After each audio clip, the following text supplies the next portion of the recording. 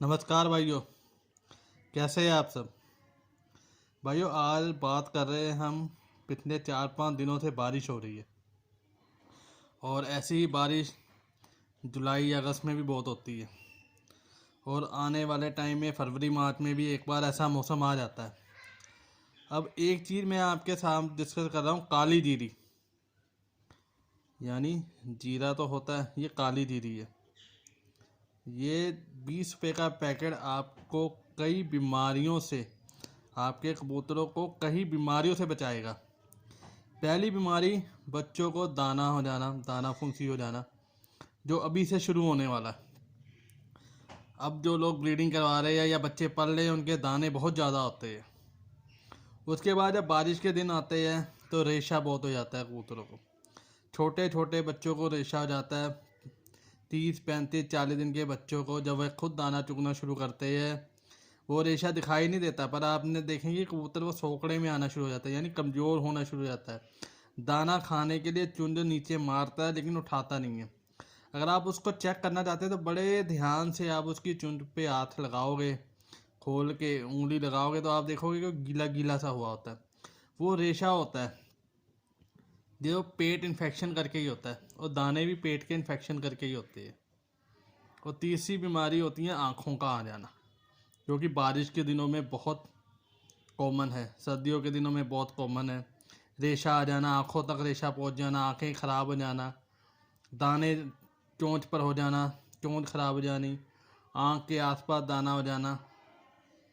तो ये जो सब बीमारियों का इलाज तो नहीं मैं कहूँगा, लेकिन ये आपके ना हो, आपके कबूतरों के, इसके लिए आप ये काली जीरी यूज़ कर सकते हैं। 20 रुपये का ये पैकेट भाइयों 1 साल चलता है। और ये देसी चीज़ बताने का मेरा रीज़न यही है कि मेरे भाई मेडिकल की तरफ इतना भाग रहे हैं, और इतना मेडिकल का सामान उन्होंने अपने घर में रखा है कबूतरों के लिए। और कई लोग तो उसे दिखाना ही पसंद करते हैं कि भाई मैं बहुत अच्छा प्लेयर हूँ, मैं कबूतरों का बहुत ख्याल रखता हूँ। तो भाई दवाइयाँ चाहे हमारे लिए हो या पक्षियों के लिए, वो फ़ायदेमंद नहीं है। आप इस बात को समझिए। हम फिर वही बात करते हैं कि बीमार होने से पहले ही हम कुछ ऐसा कर ले। हमारे पास, हमारे इंडिया में देसी सामान इतना है, हमारे किचन में होने वाला सामान इतना है कि आप लोगों को ज़्यादा दूर भागने की ज़रूरत ही नहीं है। ये काली जीरी 20 रुपये का पैकेट आपको मिल जाता है। आपने करना कुछ नहीं है, इस पूरे पैकेट का आप पाउडर बना लीजिए। अब जिस कबूतर के दानी फुंसी हो रही है, उसको आप बिल्कुल हवा भर की चुटकी उनके चुंज में डाल दीजिए। चुंज से सीधा उसके पोट में चले जाएगी।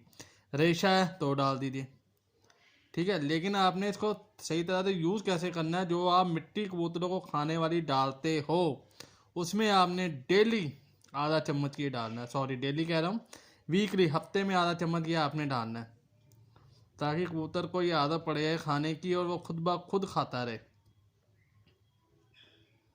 और उससे क्या होगा, ये एक तरह से ब्लड को साफ करती है, खून को साफ करती है, कबूतर के अंदर होने वाली पेट की बीमारियों को दूर करेगी। आपके कबूतर के दाने और रेशा, और आँखों में रेशा करके आँखें आ जाना, रेशा बढ़ जाना, ये सब इससे ठीक हो जाएगा। इसको पीस ले और मिट्टी में मिक्स कर दे। बाकी जो आपके बच्चे दाना ज़्यादा हो रहे हैं, जिनके रेशा ज़्यादा हो जाता है, तो आप बिल्कुल हवा भर सी चुटकी, मतलब देखिए चुटकी दो तरह की होती है। एक होती है 3 उंगलों की, जो मैं आपको बताता हूँ। देखो, ये 3 उंगलों की है, एक चुटकी से बोलते हैं, है ना, 3 फिंगर्स, 3 से डाली। हवा भर होती है दो उंगली।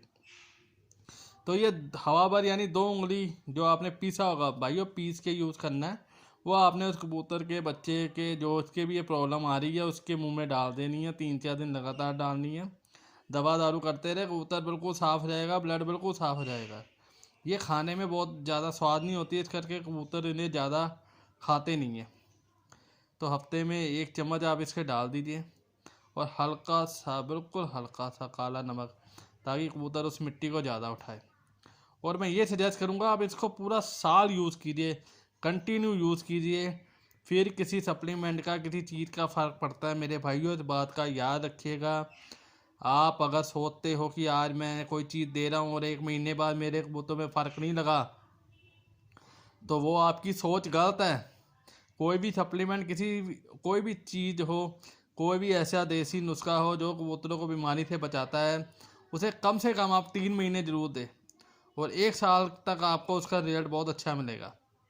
जैसे मैंने एप्पल साइडर विनेगर बताया आपको, सेब का सिरका, ऐसे ही मैं अब आपको कुछ देसी प्रोबायोटिक यानी जिससे कबूतर बीमार ना हो और जो आपके घर में इजीली आपके किचन में मिल जाता है और रसोई घर में मिल जाता हो, वो चीज़ें बताऊंगा। आप इसे यूज़ कीजिए। आने वाले बारिश में अपने कबूतर को बचा के रखिए। मौसम बदलने से कबूतर बीमार नहीं होता, लेकिन बदलते हुए मौसम में कबूतर का जो ख्याल रखना है वो तो भाई बहुत ज़रूरी है, वो ज़रूरी है। ढकना नहीं, इतना नहीं ढक देना कि कबूतर बीमार हो जाए। उन्हें खुली आज़ादी पसंद है, खुली हवा, ताज़ी हवा उन्हें पसंद है। आँखों का आने का रीज़न ही मेन ये होता है। थोड़ा बहुत अगर गीला हो भी जाता है लॉफ्ट, आप उसको साफ़ कर दो, उसे साफ़ कर दीजिए, कोई दिक्कत नहीं है, उन्हें कोई कुछ नहीं होगा।